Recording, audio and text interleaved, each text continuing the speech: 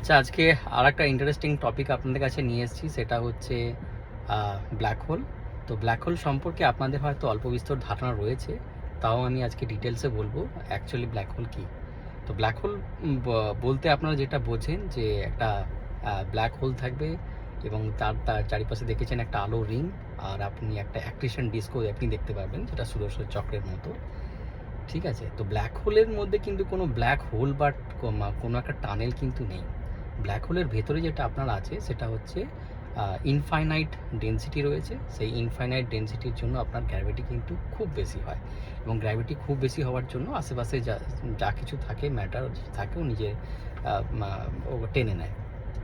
ঠিক আছে, তো ব্ল্যাক হোলের আপনার প্রথমে সায়েন্টিস্ট কার্ল ব্ল্যাক হোল সম্পর্কে ভেবেছিলেন, এবং আইনস্টাইনের থিওরি অফ রিলেটিভিটি পাবলিশ হয়ে যাওয়ার পর 1916 অ্যাকচুয়ালি উনি ম্যাথামেটিক্যালি প্রুফ করেছিলেন যে ব্ল্যাক হোলের এক্সিস্টেন্স প্রুফ করেছিলেন।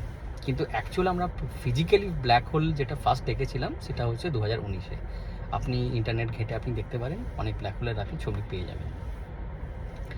তাহলে আমি আপনাকে যেটা বললাম, ব্ল্যাক হোলের আপনার মাঝখানে রয়েছে ইনফাইনাইট ডেনসিটি, তার জন্য গ্র্যাভিটি বেশি, এবং তারপরে একটা ইভেন্ট হরাইজন, একটা লাইন আপনি বা এরিয়া বলতে পারেন। ইভেন্ট হরাইজন যদি আপনি ক্রস করে যান, then there is no return from if you cross that line. তার মানে হলো পৃথিবীর যে কোনো জিনিস, ইভেন আলো ওই লাইনটা ক্রস করে যদি ওখানে চলে যায়, তাহলে ওখান থেকে ফিরে আসতে পারবে না। আর আরেকটা পার্ট হচ্ছে যে আপনার অ্যাক্রিশন ডিস্কটা কি না, ওটা আপনি দেখবেন ব্ল্যাক হোলের চারিদিকে একটা সুদর্শন চক্রের মতন আপনি একটা আলোর একটা ইয়ে দেখতে পাবেন। সেটা হচ্ছে কিছুই না, সেটা হচ্ছে আপনার গ্যাস আর ডাস্টগুলো প্রচণ্ড গতিতে ঘোরে, এবং ফ্রিকশনের জন্য ওইটা আপনি লাইটটা আপনার ওখান থেকে এমিট হয়, সেটা আপনি দেখতে পান। ঠিক আছে, এরপরে আমি আপনাকে যেটা বললাম যে লাইট ব্ল্যাক হোলে গেলে সেটা ওখান থেকে বেরিয়ে আসে না কেন, তার কারণটা আমি আপনাকে ভালোভাবে এক্সপ্লেন করছি, আপনি একটু খুব ভালোভাবে শুনবেন। দেখুন, পৃথিবীর গ্র্যাভিটি হচ্ছে 9.8 মিটার পার সেকেন্ড, আপনারা জানেন। আবার পৃথিবীর এসকেপ ভেলোসিটি হচ্ছে আপনার 11.2 মিটার পার সেকেন্ড। তার মানে হচ্ছে আপনি ওই এসকেপ ভেলোসিটি যদি আপনার থাকে, তাহলে মোটামুটি আপনি পৃথিবীর যে গ্র্যাভিটেশনাল যে ফোর্স আছে সেটাকে আপনি ক্রস করে আপনি মহাবিশ্বে বেরিয়ে যেতে পারেন, গ্র্যাভিটির বাইরে অ্যাক্টিভ বেরিয়ে যেতে পারেন, সেটাকে আপনার এসকেপ ভেলোসিটি বলা হয়। তো প্রত্যেকটা প্ল্যানেটেরই কিন্তু এসকেপ ভেলোসিটি আছে, সেটা ডিপেন্ড করে গ্র্যাভিটির উপর। গ্র্যাভিটি যদি খুব হাই হয় তাহলে এসকেপ ভেলোসিটি অনেক হাই হবে, আবার গ্র্যাভিটি যদি খুব কম হয় তাহলে এসকেপ ভেলোসিটি অনেক কম হবে। যদি আপনার স্পিড এসকেপ ভেলোসিটির থেকে কম হয়, তাহলে আপনি কখনোই পৃথিবীর ইয়ে থেকে বেরিয়ে যেতে পারবেন না, আপনার যে গ্র্যাভিটেশনাল ফোর্স আছে তার বাইরে আপনি বেরিয়ে যেতে পারবেন না। যেমন আমাদের যে স্পেসে যে সমস্ত রকেটগুলো ছাড়া হয়, সেগুলো কিন্তু এসকেপ ভেলোসিটি ক্রস করে। আর আরেকটা আপনাকে কথা বলে রাখি, এসকেপ ভেলোসিটি কিন্তু আপনার পৃথিবীর ওপর হচ্ছে 11.2 মিটার পার সেকেন্ড। যত আপনি ওপরের দিকে যাবেন কি হয়, গ্র্যাভিটি খুব কমে আসে, পাওয়ার মানে গ্র্যাভিটি অতটা স্ট্রং হয় না, আস্তে আস্তে কমে আসে। সেই জন্য আপনার এসকেপ ভেলোসিটিও কিন্তু আস্তে আস্তে কমে আসবে। যেমন হচ্ছে আপনি 400 কিলোমিটার ওপরে গেলে কিন্তু আবার এসকেপ ভেলোসিটি তখন আর 11.2 থাকবে না, ওটা 10.8 ক্লোজ টু 11 হয়ে যাবে। তো এরকমভাবে এসকেপ ভেলোসিটি কমতে থাকে, এবং একটা সময় পর যদি আপনার সেই ভেলোসিটি আপনার মধ্যে থাকে, তাহলে আপনি মোটামুটি পুরো যে আমাদের গ্র্যাভিটির যে রিজনটা আছে সেখান থেকে আপনি বেরিয়ে মহাশূন্যে একদম ভাসতে থাকবেন, যেটা আপনি দেখেছেন সমস্ত উপগ্রহগুলোতেও হয়। তো এই হলো ব্যাপার। আর এরপরে আমি বললাম যে হ্যাঁ, এসকেপ ভেলোসিটি, ঠিক আছে। তো ব্ল্যাক হোলের ভেতরে কি হয়, ওখানে গ্র্যাভিটি এতটাই বেশি হাই, সেই জন্য কি হয় যে এসকেপ ভেলোসিটি কিন্তু আপনার লাইটের স্পিডের থেকেও বেশি। তো লাইটের স্পিড কত আপনাকে বলেছিলাম আমি আগের ভিডিওতে, 3 লক্ষ কিলোমিটার পার সেকেন্ড, রাইট।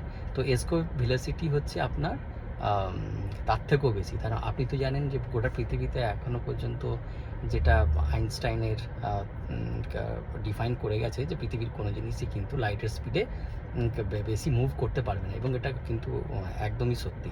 তো সেই কারণেই আপনার কোনো কিছু যদি মানে ইভেন্ট হরাইজন ক্রস করে ব্ল্যাক হোলের মধ্যে চলে যায়, তাহলে সেখান থেকে কিন্তু দের ইজ নো রিটার্ন। সেই জন্য আপনি দেখতে পাবেন একটা ব্ল্যাক হোল টাইপের আপনি দেখতে পান, ওই জায়গাটা আপনি দেখতে পান না, কারণ কোনো কিছু গেলেই ওখান থেকে আর কিছু ফিরে আসে না। ঠিক আছে, এই হলো আপনার মোটামুটি একটা আইডিয়া দিলাম যে ব্ল্যাক হোল জিনিসটা কি। এরপরে আপনার মধ্যে কোশ্চেন আসতে পারে যে ব্ল্যাক হোল তো বুঝলাম কী জিনিস, কিন্তু ব্ল্যাক হোলটা তৈরি হয় কী করে, ঠিক আছে? তো এইটারও একটা আমি সুন্দর করে বোঝানোর চেষ্টা করছি, তো এটা খুব মন দিয়ে ভালো করে শুনবেন। দেখুন, ব্ল্যাক হোলের সৃষ্টি হয় কিন্তু আপনার স্টার থেকে, ঠিক আছে? স্টারের একটা লাইফ সাইকেলের ফেজ হচ্ছে ব্ল্যাক হোল। কীরকম? আপনি যে সূর্যকে দেখছেন, হ্যাঁ, সূর্যর মধ্যে যে আমরা সূর্য থেকে যে আমরা এনার্জি পাচ্ছি, আমরা যে আলো পাচ্ছি, তার মেন কারণ কিন্তু হচ্ছে নিউক্লিয়ার ফিউশন, ঠিক আছে? নিউক্লিয়ার ফিউশনের জন্য কী হয়? নিউক্লিয়ার ফিউশন কী হয়? হাইড্রোজেন থেকে হিলিয়াম কনভার্ট হয় এবং কনভার্ট হওয়ার পর এনার্জি রিলিজ হয়। তো আপনার মনে একটা প্রশ্ন আসতে পারে যে হাইড্রোজেন থেকে হিলিয়াম কনভার্ট হলো ঠিক কথা, কিন্তু সে এনার্জি রিলিজ করবে কেন? সে এটাই হচ্ছে আপনার নিউক্লিয়ার ফিউশন। আপনি যদি কোনো একটা অ্যাটমকে নেন, তাহলে আপনি জানেন যে অ্যাটমের আপনার সেন্টারে থাকে প্রোটন আর নিউট্রন, আর চারিদিকে হচ্ছে আপনার ইলেকট্রন ঘোরাফেরা করে, ঠিক আছে? এরপর জেনারেলি কী হয়, দুটো অ্যাটম কখনোই কাছাকাছি আসতে চায় না, বা দুটো অ্যাটমের নিউক্লিয়াসরা কখনোই কাছাকাছি আসতে চায় না, কারণ হচ্ছে সেন্টারে আপনার প্রোটন আছে, রাইট? তো দুটো পজিটিভ চার্জ কখনোই কাছাকাছি আসতে চায় না। তো একমাত্র এক্সট্রিম কন্ডিশনে তখনই কিন্তু দুটো অ্যাটমের নিউক্লিয়াস ওরা মিক্স হয়ে যায়, এবং প্রোটনগুলো ধরুন একটা অ্যাটমে একটা প্রোটন আছে সেন্টারে, আর একটা অ্যাটমের সেন্টারও একটা প্রোটন আছে সেন্টারে। সো এক্সট্রিম যদি কন্ডিশন হয়, সেই এক্সট্রিম কন্ডিশনে কী হবে, দুটো মার্জ হয়ে যাবে, এবং সেটা একটা অ্যাটম, আর মাঝখানে আপনার থাকবে দুটো প্রোটন, আর যা নিউট্রন থাকবে সেগুলোও থাকবে আর কি। এবং এর জন্য কি হয়, আপনি দেখতে পেলেন যে দুটো লাইট অ্যাটম মিক্স হয়ে একটা হেভিওয়েট অ্যাটম তৈরি হলো, ঠিক আছে? এবং এই প্রসেসের জন্য কি হয়, আপনি এনার্জি রিলিজ হয়, ঠিক আছে? এবং কেন এনার্জি রিলিজ হয়? দেখুন, আপনি একটা অ্যাটমের ধরুন একটা প্রোটন আছে, আর একটা অ্যাটমের একটা প্রোটন আছে, এবং ধরে রাখুন যে দুটো প্রোটনেরই দুটো অ্যাটমেরই আপনার মাস হচ্ছে 1 গ্রাম আর 1 গ্রাম করে। এটা আমি এক্সাম্পলের জন্য বলছি, প্র্যাকটিক্যালি কিন্তু এটাই হয়। কেন 1 গ্রাম তো 1 গ্রাম ইউনিট দিয়ে তো ওজন করা হয় না অ্যাটমকে। তো আপনি দুটো অ্যাটম নিলেন, প্রত্যেকেই ওজন হচ্ছে 1 গ্রাম করে, তারপরে আপনার নতুন একটা অ্যাটম তৈরি হলো, তার ওজন আপনার এক্সপেকটেশন থাকবে 2 গ্রাম, কিন্তু সেটা কিন্তু 2 গ্রামও হয় না, 2 গ্রামের থেকে একটু কম হয়। তাহলে বাকি আপনার মাসটা কোথায় গেল? সেই বাকি মাসটাই হচ্ছে এনার্জিতে কনভার্ট হয়ে যায়। মনে রাখবেন আপনার আইনস্টাইনের সেই E=mc² ইকুয়েশনটা, যেখানে E হচ্ছে এনার্জি, m হচ্ছে মাস, আর c হচ্ছে আপনার লাইট স্পিড। তার মানে যেই আপনার যে মাস লসটা হলো, সেটা হচ্ছে m, আর c হচ্ছে আপনার লাইটের স্পিড। আপনি লাইটের স্পিড জানেন কত হয়, তাহলে ওই সামান্য যে মাস লসটা হয়, সেটা আপনার লাইটের স্পিডের স্কোয়ারের সঙ্গে মাল্টিপ্লাই হয়ে যায়, সেটা হচ্ছে আপনার এনার্জি। সেই কারণে যখনই আপনার নিউক্লিয়ার ফিউশন হয়, দুটো হাইড্রোজেনের অ্যাটম যখন একসঙ্গে মিক্স হয়ে হিলিয়াম তৈরি করে, হিলিয়ামের আপনার ভেতরে আপনি দুটো প্রোটন পাবেন, এবং প্রত্যেকটা হাইড্রোজেন অ্যাটমের মধ্যে কিন্তু একটা করে প্রোটন থাকে, ঠিক আছে? যখনই ওই হিলিয়ামটা তৈরি হবে অ্যাটমটা, তার সঙ্গে সঙ্গে কিন্তু প্রচুর এনার্জি রিলিজ হয়। তো আপনি দেখলেন এক্সট্রিম কন্ডিশনে, মানে আমি বলেছি এক্সট্রিম কন্ডিশনে এটা হয়। আপনার সূর্যের টেম্পারেচার কিন্তু মিলিয়ন ডিগ্রিজ, ঠিক আছে? 100, 200, 300, 400 ডিগ্রি সেলসিয়াস নয়, মিলিয়ন ডিগ্রি সেলসিয়াস টেম্পারেচার, এবং সেখানে প্রেশারটাও কিন্তু অনেক হাই। প্রেশার বলতে আপনার গ্র্যাভিটির কথা বলছি। যেমন পৃথিবীর তুলনায় আপনার সূর্যের গ্র্যাভিটি কিন্তু 250 বিলিয়ন বেশি। তার মানে বুঝতেই পারছেন কতটা গ্র্যাভিটি। তো যখন প্রেশার এক্সট্রিম থাকবে এবং টেম্পারেচার এক্সট্রিম হবে, তখন কিন্তু নিউক্লিয়ার ফিউশন হয়, এবং নিউক্লিয়ার ফিউশন হওয়ার জন্য এনার্জি পাওয়া যায়, এবং সেই এনার্জি কিন্তু আমরা এখানে পাচ্ছি, ঠিক আছে? তারা আপনি দেখলেন যে হাইড্রোজেন থেকে হিলিয়াম কনভার্ট হচ্ছে, মানে হাইড্রোজেনকে ফিউজ করা হচ্ছে, এবং সেখান থেকে হিলিয়াম তৈরি হচ্ছে, এবং এনার্জি রিলিজ করছে, সেই এনার্জিটা আমরা পাচ্ছি। এরপর কি হয়, যখন একটা স্টারের মধ্যে সমস্ত হাইড্রোজেন অ্যাটম শেষ হয়ে যায়, তখন কি করে অন্যান্য অ্যাটমগুলোকে ওরা ফিউজ করতে শুরু করে, যেমন হচ্ছে কার্বন, তারপরে হচ্ছে আপনার অক্সিজেন, হ্যাঁ, সমস্তগুলি ফিউজ করতে। যখন সমস্ত এলিমেন্ট ফিউজ করা হয়ে যায়, আর কিছু বেঁচে থাকে না, তখন ওরা টার্গেট করে হচ্ছে আয়রনকে। আয়রনটা হচ্ছে আপনার যে কোনো স্টারের কোরে হচ্ছে আয়রন থাকে, কিন্তু আয়রন অ্যাটমের প্রবলেম হচ্ছে আয়রনের অ্যাটম এত বেশি স্টেবল এবং এত বেশি স্ট্রং, ঠিক আছে? সো দুটো আয়রনের অ্যাটমকে কখনই মার্জ করতে গেলে আপনার যেটা আপনার এক্সপেকটেশন থাকে যে এনার্জি রিলিজ হবে, হয় উল্টোটা। আয়রনের দুটো অ্যাটমকে মার্জ করতে গেলে তখন আপনার এনার্জির প্রয়োজন হয়, ঠিক আছে? সেই কারণে আপনার নিউক্লিয়ার ফিউশনটা কিন্তু ওই স্টেপেই বন্ধ হয়ে যায়। হ্যাঁ, এরপরে একটা স্টারের মধ্যে দেখুন আপনি নিউক্লিয়ার ফিউশনটা বন্ধ হয়ে গেল, ঠিক আছে? তাহলে একটা স্টারের মধ্যে দুটো ফোর্স কাজ করে, একটা হচ্ছে গ্র্যাভিটি ফোর্স কাজ করে, যেটা সমস্ত কিছু জিনিস টানে ভেতরের দিকে পুল করে।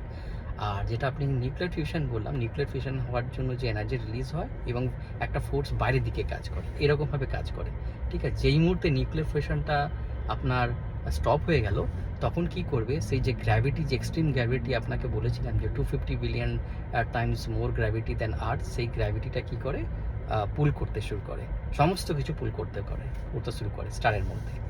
তো এত এক্সট্রিম গ্র্যাভিটি সমস্ত কিছু পুল করার সময় কি হয়, যে বাইরের যে একটা কভারটা হয় সেই কভারটা ব্লাস্ট হয়ে সুপারনোভা ক্রিয়েট করে একটা বিরাট আপনি আলো দেখতে পাবেন, এবং সেই সুপারনোভাটা ক্রিয়েট হয়ে যাওয়ার পর বাইরের অংশটা পুরো মহাবিশ্বে বিলীন হয়ে যায়, এবং মাঝখানের যে কোর যেটা থাকে সেই কোরটা কিন্তু নিজের মধ্যেই কোলাপস করে যায়। সেই কোলাপস করে গিয়ে একটা ইনফাইনাইট ডেনসিটিতে পরিণত হয়, এবং সেটাই হচ্ছে ব্ল্যাক হোলে পরিণত হয়। তাহলে আপনি দেখতে পাচ্ছেন যে একটা স্টারের এটা একটা লাইফ সাইকেল। আপনার স্টারের যখন এন্ডের দিকে যায় তখন সেটা ব্ল্যাক হোলে কনভার্ট হয়ে যায়। এখন বলবেন তাহলে কি আমাদের সূর্যটাও ব্ল্যাক হোলে কনভার্ট হয়ে যাবে? না, সূর্যটা ব্ল্যাক হোলে কনভার্ট হবে না। কারণ হচ্ছে সায়েন্টিস্টরা ম্যাথামেটিক্যালি এটা প্রুভ করে দেখেছে যে যে কোনো স্টার যেটা অ্যাকচুয়ালি সূর্যের থেকে 8 থেকে 15 টাইমস যার মোর মাস আছে, সেই সমস্ত স্টারগুলোই কিন্তু ব্ল্যাক হোলে কনভার্ট হবে। তো আপনার ভয় পাওয়ার কোনো কারণ নেই, সূর্য ব্ল্যাক হোলে কনভার্ট হবে না। হ্যাঁ, তবে হ্যাঁ, লাইফ আপনার সূর্য শেষ হয়ে যাবে একদিন, কারণ হচ্ছে ওটা রেড ডোয়ার্ফ স্টারে ওটা কনভার্ট হয়ে যায় এন্ডে। ব্ল্যাক হোল হবে না, কিন্তু রেড ডোয়ার্ফ স্টারে কনভার্ট হয়ে যাবে। তো আপনি তাহলে বুঝতে পারলেন যে কীরকমভাবে ব্ল্যাক হোল সৃষ্টি হয়। তো এরপরে আমাদের মহাবিশ্বে কিন্তু ব্ল্যাক হোলের সংখ্যা প্রচুর আছে।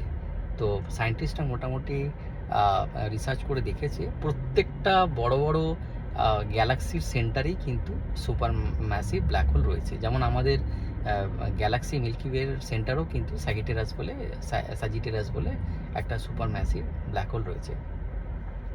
তো আমি যেটা বলেছিলাম আপনাকে যে 2019-এ প্রথম ব্ল্যাক হোলের পিকচার আমরা চোখে দেখেছিলাম, তো যেটা 1916 খ্রিস্টাব্দে যেটার ম্যাথামেটিক্যালি প্রুফ হয়েছিল এবং আইনস্টাইনের ইকুয়েশন দিয়ে, তো সেটা আমরা 2019-এ প্রথম ব্ল্যাক হোলের ছবি দেখেছি থ্রু আপনার দ্য ইভেন্ট হরাইজন টেলিস্কোপ।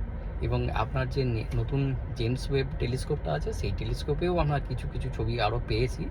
তো মোটামুটি আমাদের কাছে এখন অনেক ডেটা আছে ব্ল্যাক হোল সম্পর্কে, এবং আমরা অনেক কিছুই ব্ল্যাক হোল সম্পর্কে জানি, এবং ব্ল্যাক হোলের সংখ্যা কিন্তু আমাদের হিউজ। আমাদের গ্যালাক্সিতে কিন্তু আপনার millions and millions black hole রয়েছে, শুধুমাত্র সেন্টারে নয়, অন্যান্য জায়গাতেও আমাদের গ্যালাক্সিতে প্রচুর ব্ল্যাক হোল রয়েছে। ঠিক আছে, আশা করছি আপনাদের এই ভিডিওটা খুবই ভালো লাগবে। আর কিছু আপনার যদি কোশ্চেন থাকে ব্ল্যাক হোল সম্পর্কে, তাহলে অবশ্যই জানাবেন।